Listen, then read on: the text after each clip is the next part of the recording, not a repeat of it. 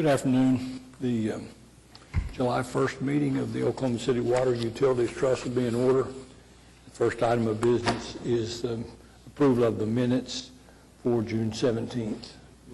Second. Motion and a second to approve the minutes. Are there comments or questions, additions, corrections? Hearing none, voting please. Minutes are approved. Next item is a consent docket. Move approval subject to individual consideration. Second. Motion and a second to approve the consent docket. Are there matters to be discussed separately? Mr. Chairman, I have a couple of questions on number 3A. This is an ambitious project, but it talks about delivering treated water between Draper and Lake Hefner. And I had two questions. First of all, on the engineer's cost or fee on the first sheet, does that include the additional work that we're asking him to perform, or is that just the work he's already done so far?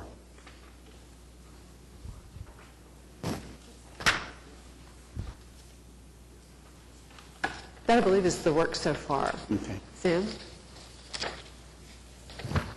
The engineering fee for that project that we're talking about here is that the report indicates a lot of project that needs to get done to make a transfer happen. What we're asking is approval to provide for engineering fees for the first part of the project, which is about 2 miles or something. Okay, so this fee does not, the one we got here does not include that? No. Okay. Second question is, we're going to transfer treated water, and then are we still going ahead with the improvement of the treatment plant at Lake Hefner? Yes, the plans for, Sam will get into that in some detail in the capital improvement plan presentation later today, but the plans for Hefner will change. We won't be building as large a treatment plant there as we had originally planned. The numbers in your cost comparison are quite large, but they include many things that are part of making it happen, the transfer between the plants and that reliability factor, but also are required anyway. We're building transmission mains, for example, that we would be building to deliver reliable water service if we weren't connecting the plants so that the cost comparison is an all-encompassing total, all the plant capacity, because it just simply compares the two options. I found it, as I was going through the executive summary, to be a little bit confusing, and was doing some rechecking of those numbers myself today. Thank you. The other question is sort of a minor question. You mentioned in this report the Overholser's water treatment plant. Are we going to keep that in service for a long time now? We're keeping it in service for 5 to 10 years until we get these improvements, the tie-in improvements, constructed. The last thing built in the tie-in improvements is to reuse the water line between Lake Overholser and the Overholser plant as a treated water line by using that right-of-way as a treated water line construction. And that are we going to ever paint the water tanks? Yes, sir. Okay, thank you. And that's just a minor question, but they are getting awful rusty looking if we're going to rely on the plant. Any other questions on the consent docket? Hearing none, voting please. Consent docket approved. Next item for individual consideration. The first item is a capital improvement plan presentation. So if you're ready to go. Thank you, Mr. Chairman.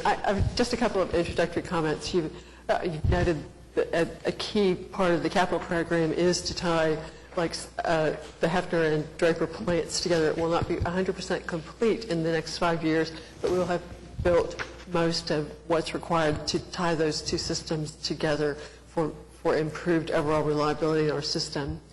We're also presenting for the first time, for the second time, I think, capital construction on the Atoka pipeline beginning in fiscal year 17.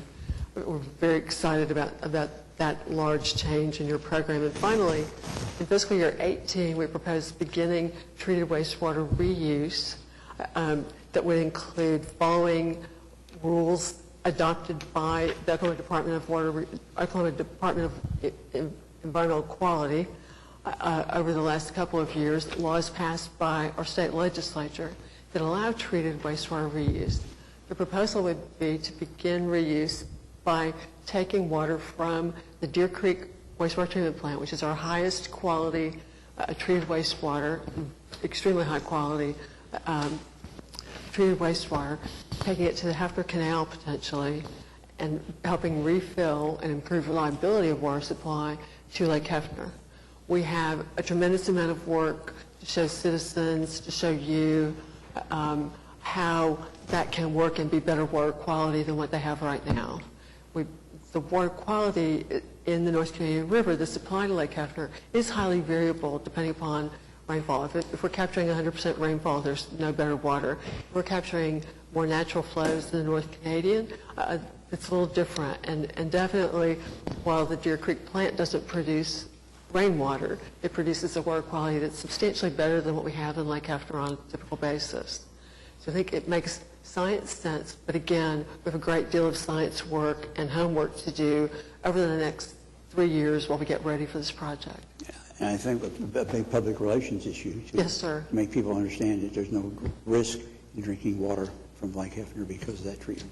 Yes, sir. We believe that the Oklahoma laws are strict enough to protect citizens, but that is the top priority for us as well.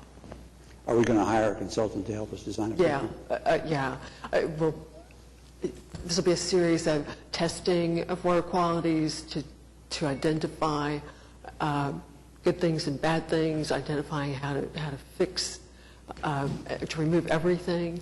The Hefner plant's uniquely prepared for this because it has ozonation and some other extremely strong treatment processes in it that will help us meet those goals.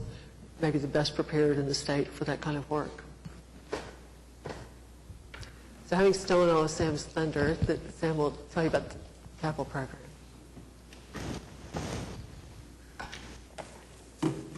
Hello, Chairman and trustees.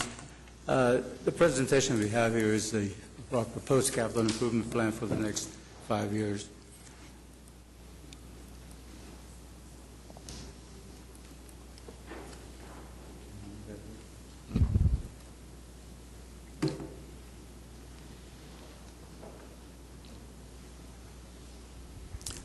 The bottom line for all of our CIP program is to make sure we have reliable product water and make sure that it's of very good quality for servicing our citizenry. Next one.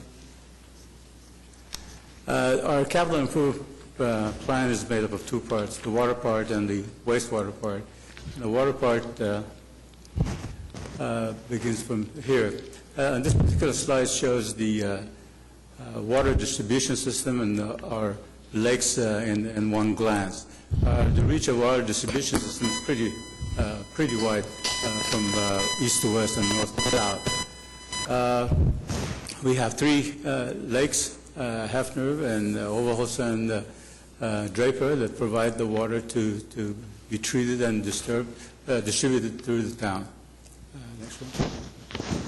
The challenges that we have in CIP is usually in water CIP is to want to make sure whatever that we do is provide water with enough pressure and flow of adequate amount to people that use the water system, and make sure that the system has enough of strengthening in it that it can recover pretty quickly when times of failure and stuff like that happens. And we want to make sure that whatever that we put in there is able to keep up with the increasing demand for growth in town. The basis of all of the CIP is based on the work that we already have done. It's all the engineering work that's been done.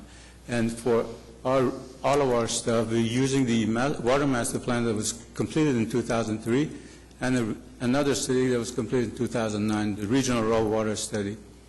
And then the most recent one is the Hefner-Draper connection project. As Marsha stated, that's a very important project for us because it's, in terms of improving, it gives us a lot of flexibility to move the water from the south toward the north or from the north toward the south when needed. And then also we have a lot of in-house assessment of where various improvements need to be made, where replacement needs to be done around town. The capital plan is a huge capital plan. For the next 5 years, it totals somewhere around $875 million. And as mentioned earlier, we're ramping up our work to begin working on the Atoka pipeline and the interconnection projects that you will see as part of this plan. There's 6 categories of projects that we have within the water CIP. One would be the neighborhood replacement. That's an important part of the work that we do, is making sure that everybody's water mains are good enough to receive the water and it's safe. And then also the interconnection projects that are very important, and the transmission mains. And also adding water storage and pumping. All of these transferring of water requires, storage of water and pump stations. And also we want to make sure that the water plants are kept up and improved and are able to produce the quality water that we need. And we've added on the raw water supply as another category of its own. This particular slide at one glance shows where we're going to be. All the green lines and all the boxes that you see are the transmission line, the interconnection lines, and the pump stations that need to be done. The blue line we put on there is the recent projects that have been done. We improved the treatment at Draper, and we wanted to take the water, make sure, to the west part of town. We started that about 2002, and it's taken that long to complete the majority of that work. And the last portions of it, from just north of the airport all the way to Reno and Cemetery Road, is under construction now. Next. In a pie chart, you can see where most of this money is being spent. About $512 million of the CIP is within the raw water category. That's about 58% of the CIP altogether. The next part that is really important to us is making sure the treatment plants are up to date. That's about $171 million. And the transmission line for the transference and addition of capacity take another $102 million. Pumping is also big, about $45 million. Next. The neighborhood replacement, we plan to replace about 8 miles per year, somewhere around $22 million. The Hefner-Draper connection, this particular slide shows where all of those lines are. The green lines and the boxes are really important features of this stuff. One of the biggest features that, as part of this plan, will be done is the conversion of the Oberholzer water treatment plant to work as a dual system until such time where we can eliminate it. And we think that's going to be like about 5 to 10 years. So that's a big major project. That allows us the water that comes in be able to be transferred up to northwest part of town, where the area of service is for the Hefner water treatment plant. And that's about $98 million within the CIP for the next 5 years. The next category is the water transmission mains. The water transmission mains are shown in red in this particular slide. The remainder of the transmission lines are the Hefner and Draper interconnection pipelines that we talked about. It totals up to about $102 million within the next 5 years. The next category, water storage and pumping. The slide that you see is a recently completed booster station 25 at Southwest 104 and Portland Avenue. It's a huge pump station for us, and we plan to do more of those as part of the transfer, and we have about $54 million budgeted within the CIP. And the water treatment plants. The slides that you saw, go back please. Yeah, this particular slide shows the recently completed Hefner plant expansion from 75 MGD to 100 MGD. It's a brand new facility. It looks very good, and it functions like it was designed. But within the CIP, we still need to do additional improvements at Hefner, Draper, and Oberholzer to maintain things going properly. At Hefner, we're going to install a brand new chemical feeding system and upgrade the low-lift pump station and have a brand new solid handling facility that's really important for that plant.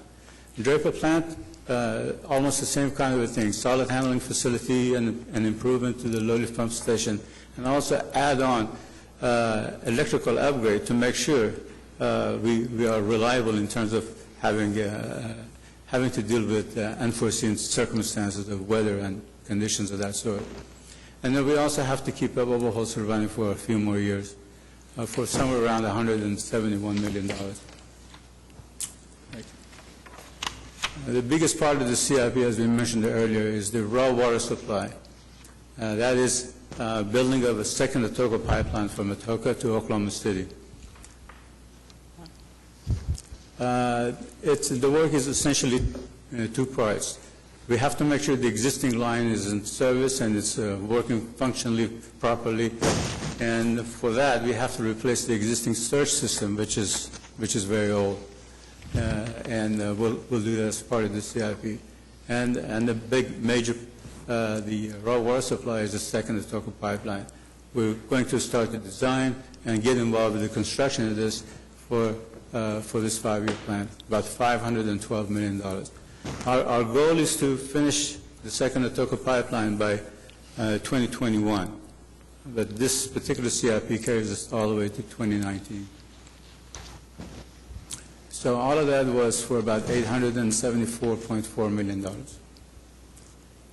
Now the wastewater capital improvement plan. This particular slide shows us all of the drainage basins in Oklahoma City. We have 4 wastewater treatment plants, South Canadian down south, North Canadian northeast part of town, and 2 directly north, Deer Creek and Chisholm Creek wastewater treatment plants. Just like water system, our reach is pretty wide. Oklahoma City is blessed with being a big city, and it shows up on this map pretty well. Our challenges are similar to the water side. We want to make sure we have enough capacity in our collection system that can handle the flow, and our treatment plants are strong enough to recover pretty quickly. And then also, we want to make sure we are able to meet the increasing demand of the growth within our community. The basis of all of the work that goes into the CIP is the recently completed wastewater master plan in 2009 and a response to the EPA wastewater information request in 2008 and DEQ consent order that was issued in 2008 and a more recently completed INI study that helps us establish where we need to do additional work to tidy up the system.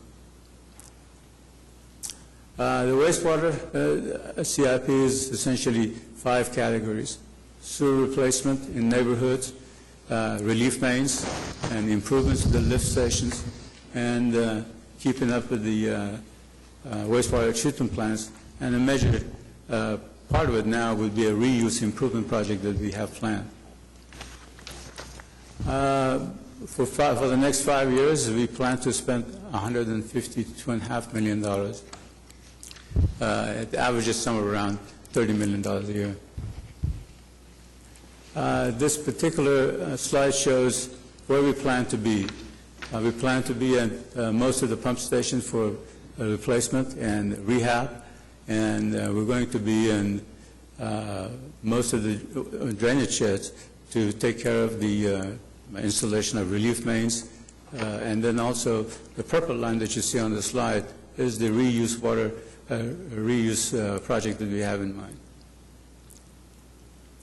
Wastewater, $152 million on this pie chart, about $43 million in reuse, and 27 in treatment, and 33 in replacement.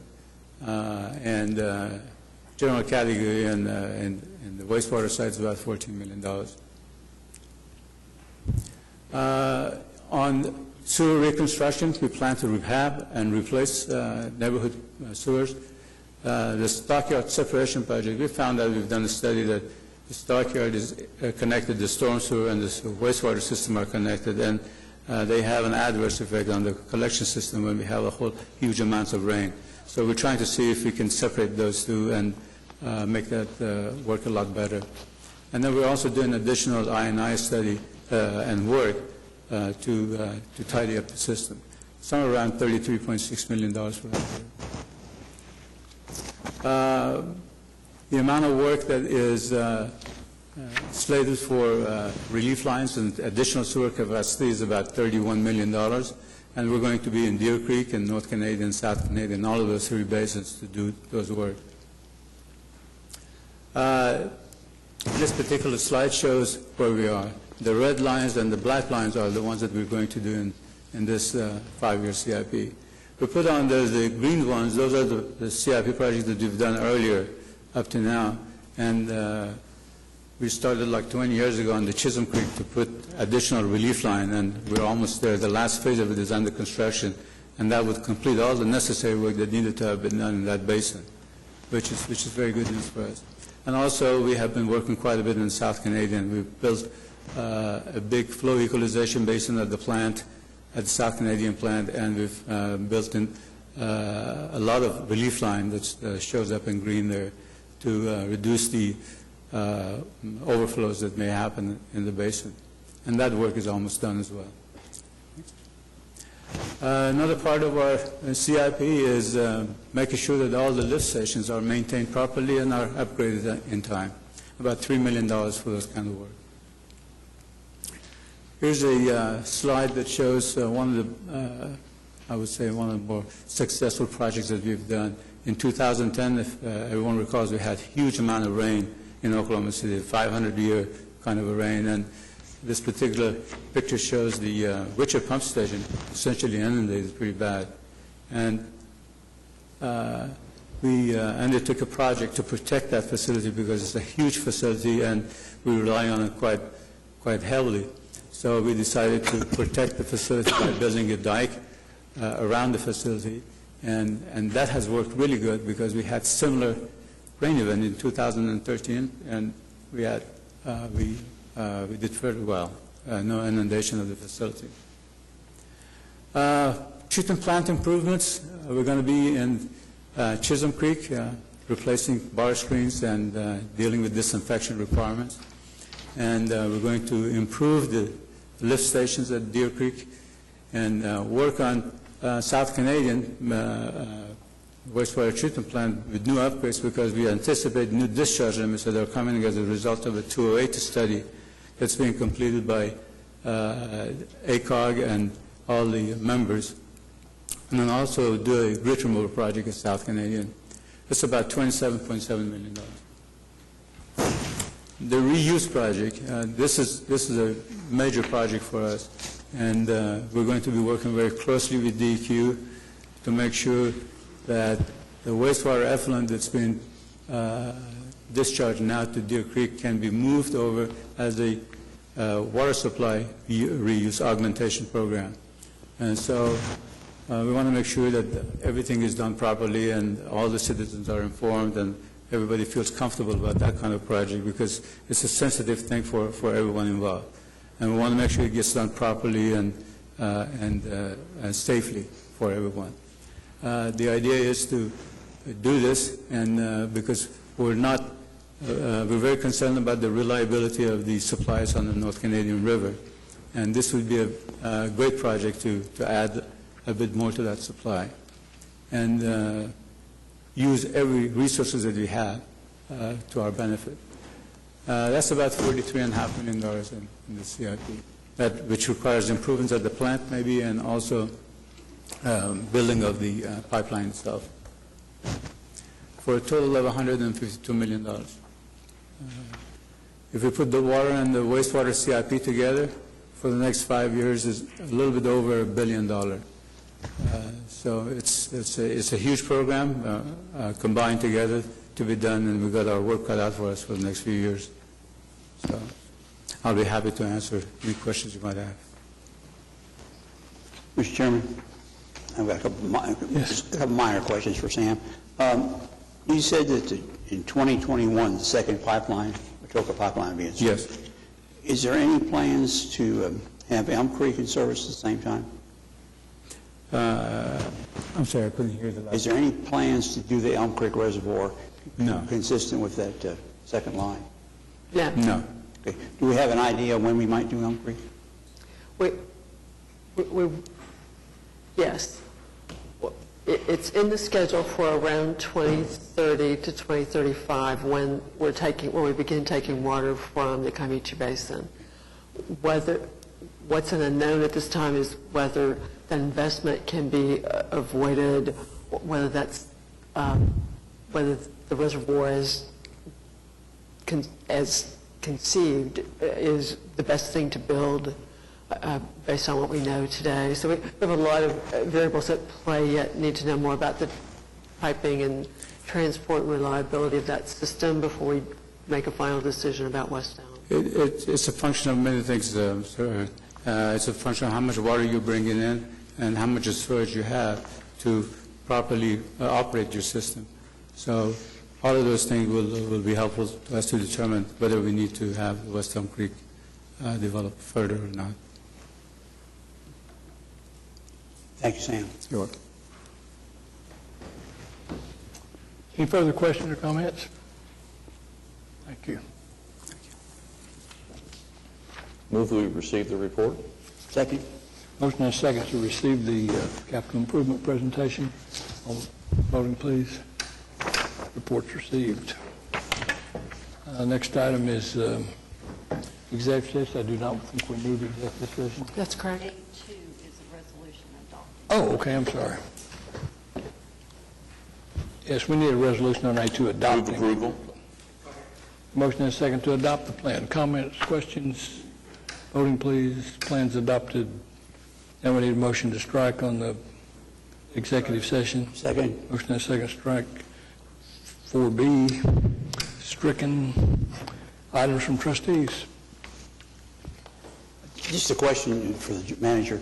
On the recent rains we've had, has that had an impact on our water usage, our reservoirs? It has. Both. Water usage in June averaged about 100 million gallons a day, which is typical of a wet June. Total use for fiscal year 14 was about 2.6 billion gallons below the previous fiscal year. That is simply indicative of wet periods during the peak water demand periods. We of course hope it's showing some impact on our conservation program, but I would say we need a little more data given the weather variation impacts on the use. The Lake Hefner is about 3.5 feet from normal, very good for this time of year. Lake Canton Not from has... normal, from full. Yes, pardon me, yeah. Yeah, 3.5 from full, very normal. That is, full is not normal for Lake Hefner, July 1. That's correct. We've added about 5 or 6 feet of water over the last month and a half, so very, very comfortable. The lakes in the southeast have not gotten a lot of rainfall. McGee Creek is full. We're pumping into Lake Atoka, which is still down about 6 feet. The Canton Lake got a tremendous amount of rain over the last few days, as did much of the Panhandle, and there's more rain falling there today. But it's up about 1/2 foot from 3 weeks ago, and is at 1603 even this morning. That would leave it at 12.4 feet below its flood pool. But again, making progress there finally, and really excited about that. I've not mentioned, like Overholser, it's down about 3.5 feet again. We've been focused on putting water into Lake Hefner rather than Overholser, but overall are pretty pleased. Yeah, one of the metrics that Marshall looks at is how many years' supply of water we have, and that was actually one of the keys for the different levels of the water conservation plan. And right now, it's slightly over 2 years worth of water that we have available. So if it didn't rain at all, we could go the last 2 years. Well, you'd have some evaporation loss, but essentially, yeah. Yeah, But essentially, 2 years. Okay. Any other comments, trustees? General manager report? Citizens? We're adjourned. Thank you.